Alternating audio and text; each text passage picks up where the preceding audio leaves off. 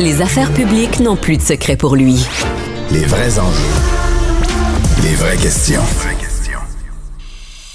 En rétrospective, pas besoin d'autres témoins, là. C'est vrai que ça a pris une débarque, c'est un moyen temps. Il faut maintenir cette petite tension-là. C'est toujours payant. Yasmine Abdel-Fadel. Bonjour Yasmine. Bonjour Mario.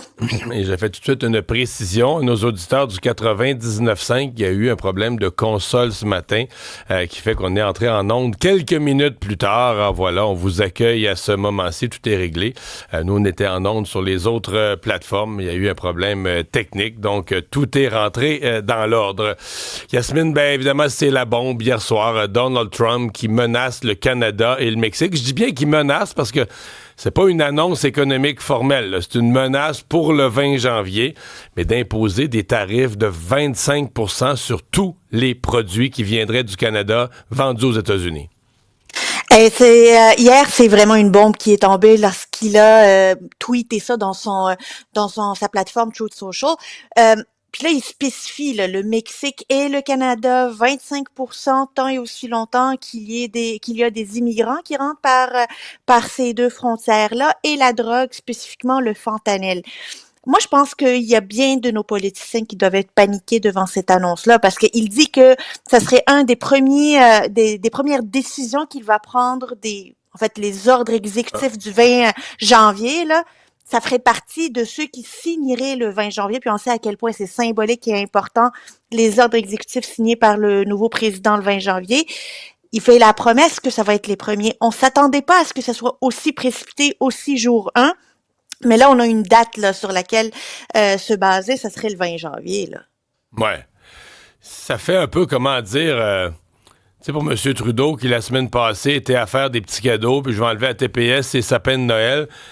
Ça fait vraiment l'image du gars qui essaie de faire plaisir au monde, alors qu'il y a une crise qui est à sa porte, là. Il y a un côté, je trouvais, moi, hier soir, il y a un côté très déphasé où Justin Trudeau a pas l'air du tout du gars qui prépare le scénario catastrophe qui est dans sa cour, là. Et c'est dans moins de 2 mois, le 20 janvier. Puis s'il faut enlever les fêtes là-dedans, là, il reste plus beaucoup de temps pour essayer de faire toutes les pressions possibles sur l'équipe de Donald Trump. Je te dirais que on a vu aussi Monsieur Legault réagir. Je vais te raconter une petite anecdote. La semaine passée, évidemment, il y a eu la mise à jour économique. Puis le lendemain, Éric Girard était à la Chambre de commerce du Montréal métropolitain pour la présenter. J'étais là.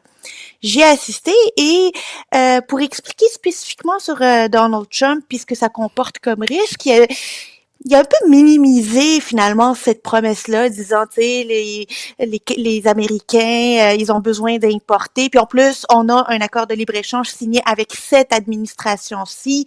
Donc, on est dans une bonne posture par rapport à d'autres pays.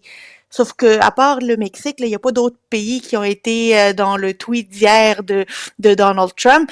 Et ce tweet-là, finalement, cette déclaration-là de Donald Trump rend un peu caduque la mise à jour économique qui ne prenait pas en ligne de compte ces tarifs-là.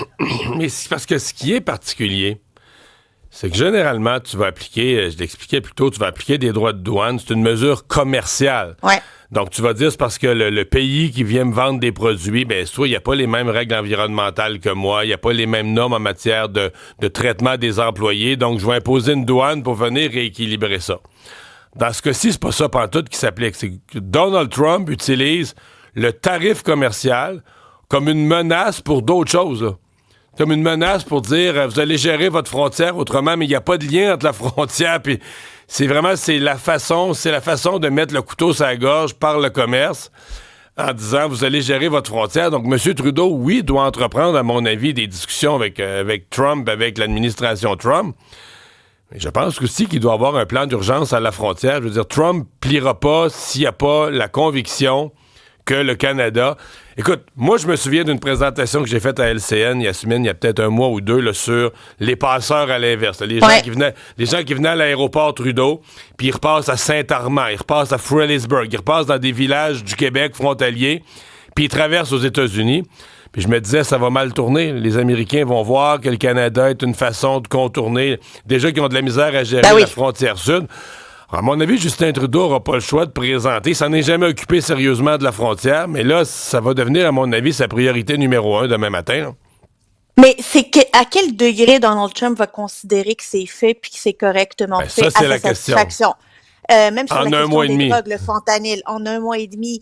Et si on cède, entre guillemets, à ces critères-là, quelle garantie on a qu'il va pas l'utiliser pour d'autres sujets, sur d'autres terrains, tu sais? Il va-tu mettre un tarif de 25% sur tous les produits si le Canada n'atteint pas sa cible de 2% à l'OTAN? La question se pose, tu sais, il y a tellement d'autres sujets sur lesquels on pourrait toujours nous menacer. Mais c'était dans sa plateforme. On devrait pas être surpris. On espérait que ce soit juste un bluff qui finalement ne se matérialise pas, mais ça relève du vœu pieux lorsqu'il s'agit de Donald Trump. Moi, je pense qu'aujourd'hui, plus que jamais, là, Justin Trudeau doit travailler avec les provinces là, pour faire une stratégie très rapide. Et j'ai hâte au 20 janvier, parce que le 20 janvier, nous, on regardera pas qui va chanter à l'investiture. On va regarder c'est quoi les premiers ordres exécutifs. Effectivement. Il y a Valérie Plante qui est critiquée, toujours pour cette idée de piétoniser la rue Sainte-Catherine, mais en fait, piétoniser Sainte-Catherine au centre-ville, piétoniser Sainte-Catherine dans l'est, piétoniser le Saint-Hubert là, vis-à-vis la plaza. À chaque endroit, ça crée beaucoup de remous, là. Ben, hier, elle devait annoncer un point de presse, là, puis il y avait même un avis aux médias qui avait été lancé pour annoncer le réaménagement de la rue Sainte-Catherine-Ouest. À la dernière minute, ce point de presse-là a été annulé. Puis on nous explique au cabinet de la mairesse que c'est parce qu'elle voulait plutôt parler de la casse qu'il y a eu vendredi. À la limite, on peut le comprendre, mais l'envoi de l'avis aux médias, là, ça s'est fait après la casse. Donc, on aurait très bien pu juste ne pas l'envoyer puis ne pas inviter les médias. Moi, ce qu'on me dit, c'est que bien des commerçants, bien des parties prenantes de Montréal-Ouest, Montréal-Centre-Ville, là, sont absolument ahuris par cette décision. Ils n'ont pas été consultés. Les restaurants, les magasins n'ont pas été consultés alors que la piétonisation se ferait devant eux. Même le conseiller de ville, Serge Sasseville, n'a pas été consulté comme Valérie Plante l'a promis, alors qu'on parle de 3 segments supplémentaires là, de piétonisation. On parle de Atwater, donc de Lamberclos à Rue du Fort. On parle d'une piétonisation complète entre Guy et Bishop et entre Mansfield et Robert Bourassa. Fait que 3 piétonisations sur la rue Sainte-Catherine, plus à l'ouest, qui feraient en sorte non seulement que le trafic des voitures pourrait pas venir, mais la crainte aussi de ces commerçants et restaurateurs-là, c'est que cette piétonisation soit un peu à l'image de ce qui se fait dans le village pendant l'été, là, quand c'est fermé. Ça devient ça attire une faune d'itinérants qui vont venir y élire domicile, puis que c'est pas nécessairement un milieu dynamique là qui va y favoriser leur commerce. Mais je Yasmine, les comprends. Une des réalités du centre-ville, me semble, post-pandémie, c'est qu'il y a un peu moins de monde là, dans les tours à bureaux. Tu sais, le volume de gens qui venaient au centre-ville, donc vous pouvez magasiner soit sur l'heure du dîner ou soit après le travail, là, plutôt que de retourner direct à la maison, dire que je vais rester au centre-ville, manger au resto, magasiner un peu. Donc, tu as besoin de gens qui viennent. Tu as besoin de gens qui viennent en transit. Alors, tous ces efforts pour chasser les magasineurs ou les gens de l'extérieur, je sais pas, à un moment donné, tu vas finir par tuer les commerces. Oui, il te reste les touristes dans les hôtels, puis il te reste encore... Ouais, mais... Ben non, mais c'est les touristes, mais tu sais, Sainte-Catherine, là, c'est quand même une artère importante au centre-ville de Montréal. C'est supposé être une artère commerciale importante. Quand tu piétonises sans même consulter ces restaurateurs, ces commerçants qui vont le vivre, eux, qui vont voir des automobilistes disparaître, ben ça démontre que c'est idéologique, là. C'est pas pratique, là. C'est pas une solution intégrée, c'est une solution dogmatique qui est imposée à ces commerçants-là.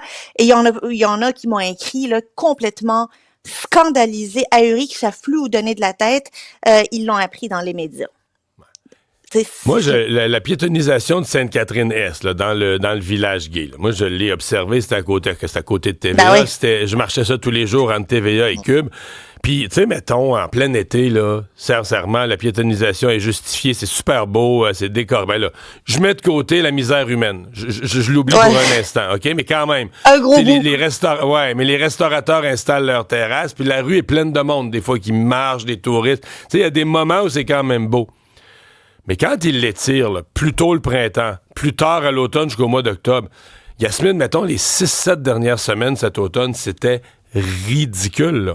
Parce que tu as un nombre de piétons normal qui peuvent facilement circuler sur les trottoirs. Donc, la rue, elle est simplement inutilisée. Donc, il n'y a plus de terrasse, il n'y a plus de restaurateurs. Donc, tu mets des cônes, là, tu mets des blocs de béton pour empêcher les autos d'y aller, mais la rue, elle est vide. Sinon, qu'il y a quelques piétons qui, plutôt que d'utiliser le trottoir, comme la rue est vide, marchent dedans. Mais je veux dire, il n'y a pas de volume de marcheurs, jamais, à aucune heure du jour, qui justifie. Donc, c'est une piétonisation, puis je reprends ton mot, purement idéologique. Parce qu'au sens pratique, là, la rue est vide. Là, il se passe plus rien. Fait que tu vas en faire combien comme ça, des gestes idéologiques où là, tu utilises juste plus la rue parce que tu veux juste empêcher les autos. Tu regardes, il n'y a pas de piétons dans la rue, il n'y a plus de terrasse, il n'y a plus rien, mais il n'y aura pas d'auto non plus. La rue est inutilisée. Et je dois dire qu'il y a déjà pas beaucoup d'autos qui peuvent circuler sur Sainte-Catherine à cause des travaux. Ça fait plusieurs années que les commerçants sont déjà touchés par les travaux. Honnêtement, je ne comprends pas cette idée-là, d'autant plus que là, ça s'inscrit à côté des universités. Université Concordia, on parle de Guy Concordia à Bishop. Pourquoi piétoniser à côté des universités? Je veux juste qu'on m'explique cette logique-là, qu'on m'explique la logique de ne pas en parler aux restaurateurs, de leur demander quel impact on a sur soi. La même chose, c'était à Plaza Saint-Hubert. La Plaza Saint-Hubert a été piétonisée à l'année longue. C'est franchement, je me demande pourquoi Valérie Plante va dans ce terrain-là alors qu'elle a décidé de ne pas se représenter et prenne des décisions qui ont des conséquences graves pour l'économie du centre-ville. Yasmine, merci beaucoup. À demain. Bye bye.